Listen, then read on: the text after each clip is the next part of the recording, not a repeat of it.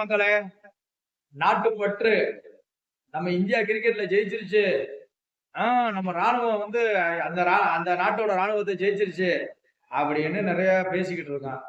உலக அரங்கில் இந்தியா எங்கேயோ போய்கிட்டு இருக்கு அப்படின்னு சொல்லி சொல்றான். ஆனா நம்ம நாட்டுல வந்து பல ஜந்துக்கள் வந்து தேசிய கீதத்தையும் மதிக்கிறது கிடையாது, தமிழ் தாய் வாழ்த்தையும் மதிக்கிறது கிடையாது.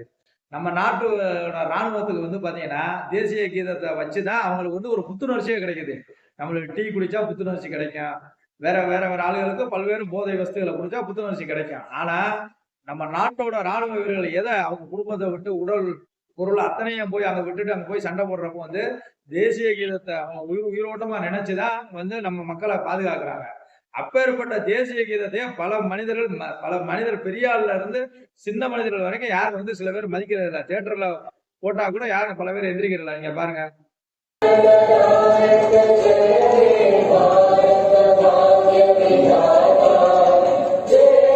ஆனா ஒரு வித்தியாசமான சம்பவம் வந்து பாத்தீங்கன்னா, ஒரு தேசிய கீதம் தமிழ் தாய் வாழ்த்து பாடுறப்ப இந்த பையனை பாருங்க.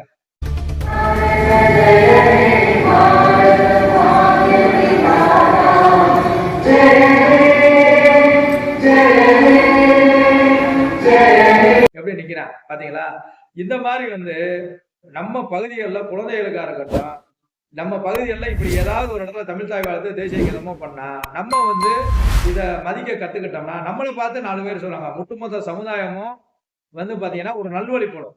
எப்ப வந்து ஒரு ஒரு பெரிய மனிதர்களை ஒரு குழந்தைகள் மதிக்க கத்துக்கிடுதோ அந்த குழந்தைகள் வந்து சமுதாயத்துல நல்ல குழந்தைகளா வளருது. இப்ப வரைக்கும் வந்து அது எடுத்துக்காட்டுக்கு பல்வேறு நபர்களை நம்ம சொல்லலாம். புரியுதா உங்களுக்கு? இந்த நேச்சுரலா அப்துல் கலாம் சொல்லியிருக்காரு.